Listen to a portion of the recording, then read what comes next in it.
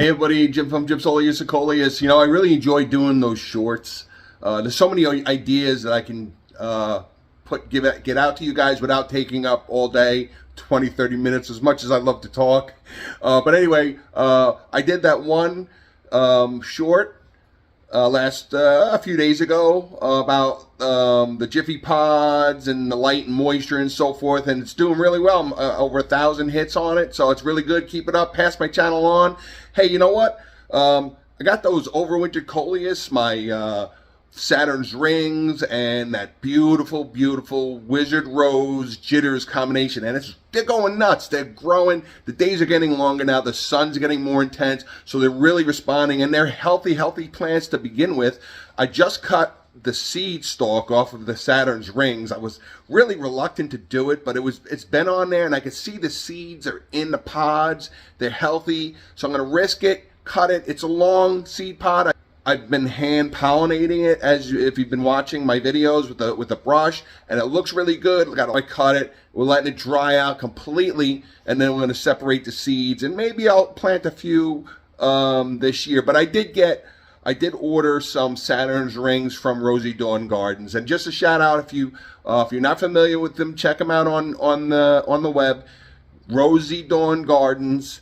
You can actually pre-order. They have a huge selection of Coleus, beautiful, beautiful Coleus, great people. You can actually buy live plugs from them, whatever amount you want, reasonably priced, and they have such a unique way of shipping them to you. So you could choose a ship date. I usually choose the second week of May, and they'll ship them to you live, and they're beautiful. They just come, once you unwrap them and you follow the directions, they're really simple. You're beautiful, beautiful Coleus.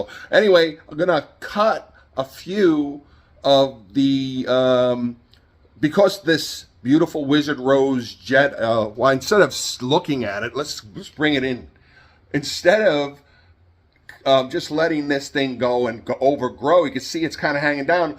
I'm going to cut some stems and root them, because this is beautiful, and I want to make as many clones of this, and that's the beautiful thing. I think that's one of the most attractive things about Coleus, is you can take this plant, and if it was a larger plant, and just cut tons and tons of rootings and have more and more beautiful rootings. So if a relative comes to your home, a friend, whoever, and they love, oh, this is so beautiful, shh, don't say a word.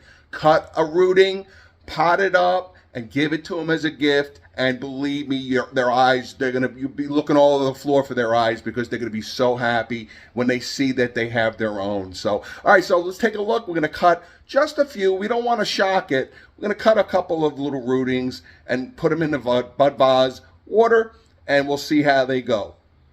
Oh, so by the way, my wife got me this froggy planter for Valentine's Day. She knows I love frogs. I actually saw this in the store, but I didn't buy it because it wasn't green.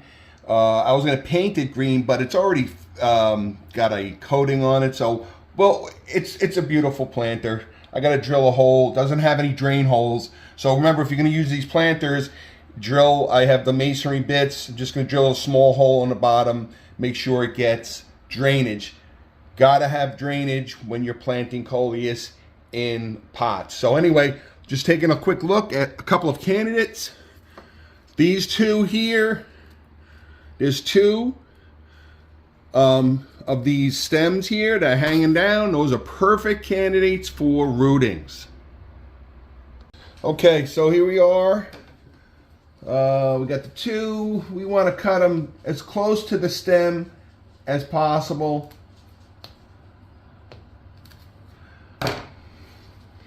Got the two here. Good candidates. And of course, with all your, whenever you're taking rootings, you want to make sure you cut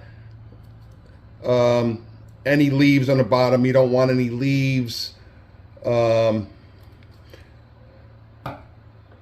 the water, really. Some of the stem. Just want to make sure we get it in water, so be careful. Same thing here. Same thing here, just cut because this thing is really wild. This will root so quickly, and eventually these two will be going into separate separate pots altogether. I might even have one or two. I want to get as many as I can in this from this plant without shocking it. I don't want to cut all of them off, but I do see some perfect candidates here. Here's another one on the bottom. Again, just cut these new beautiful leaves. Oh, this hurts me. This is just so painful, but you know what? It's a necessary evil. Again, I'm just getting them in the water now. We'll worry about later getting them into new homes. And same thing with this Saturn's rings. This is like a regular branch here. I'm going to risk it. So we're going to cut it down here. Same thing. And we'll cut the leaves off the bottom. And that's beautiful, beautiful Saturn's rings. And we'll put it in the same. And again, these are not staying in here. I'm just keeping them in there. And I don't really want to mess with this Saturn rings that much. It's trimmed. There's a couple of old leaves down here that need to go. This is actually has some more seed stalks coming in. So I was gonna let them grow. There's one more coming in, a seed stalk over here.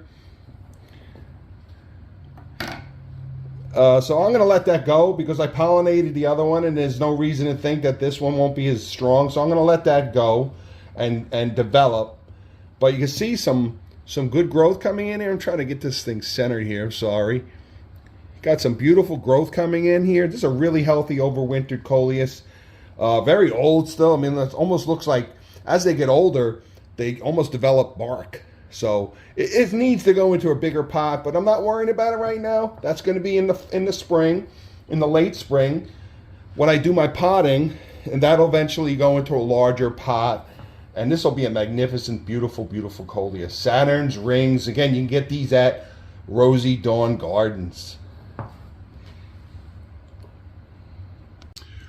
All right, everybody. So I hope you enjoy that. I'm getting psyched now. My germinations are coming in real well. Before I close, let's go over and take a look at them. We can't film a video and not check in on the germinations, right? Let's go check those babies out. They're doing really, really well. Okay, here we are. We got the fan going very, very lightly, getting some oxygen in here. You can see these. They're getting sun, but it's not direct. I know it looks like it's direct sun. If it gets a little too intense, I pull this shade as the day goes by. But they are getting really nice, bright light. Make sure I check them. And if they look like they're drying out, I did drop some water on them. And again, you can see the open spaces from the pods that did not germinate. But they're all coming in really, really well. Got some separating to do. You can see some that I overseeded, but I did try to keep easily managed to 3 or 4 or 5. But there are some that I just went overboard, as I always do. I gotten much better. My God, years and years ago when I first started, I used to put like 20 seeds in there. It was just crazy. I ended up throwing, separating so many and throwing some out. But these look really healthy, nice and green. One sign that you may be overwatering your germinations, if they're not rich green, if they're like more on the yellowing side, if they look a little yellow, then just go easy on the water. You don't want to obviously saturate these. If they do get saturated, just let them air out and it'll evaporate. But that's just another a sign that they're too much water if they're a little too yellow. So you want them nice and green. You can see the little radar dishes that I mentioned, the cotyledons, and almost all of them have true leaves coming in. And you can actually see the little color. I mean, it's not a color, it's really just a pattern coming in. It's so cool. And look at some of these over here. Look at the dark. Look at that already. Look at these are just tiny little germinations and they're already screaming color. These are going to be magnificent. Really beautiful. And of course we got these other ones that we seeded later. And some that I reseeded that have already germinated. You can see the difference. So they're doing real well, out in the open, lots of light. Still got I even have the grow lights on. So we're really giving these all the light, the warmth from the heat register and the warmth from the sun coming in this bay window. And of course the fan. That's all that these need to really, really thrive. Every day I notice that they're getting better. And again, same thing, is your germinations are going to start to lean towards the light. So rotate your trays around. These will be rotated around. Same thing. They want to go towards the light. So just turn your trays around. As you can see, they're facing this way because I did turn them around. And at night, what I do is I do put the covers over them, but open, or off to the side. I do. Because I have cats, although they've never messed with these. I've been very, very lucky, but that's, but I do put the covers over them just for protection, but I don't seal them off. And after a while, another couple of weeks, the tray covers, the domes are out the window. They are not used because they're well on their way.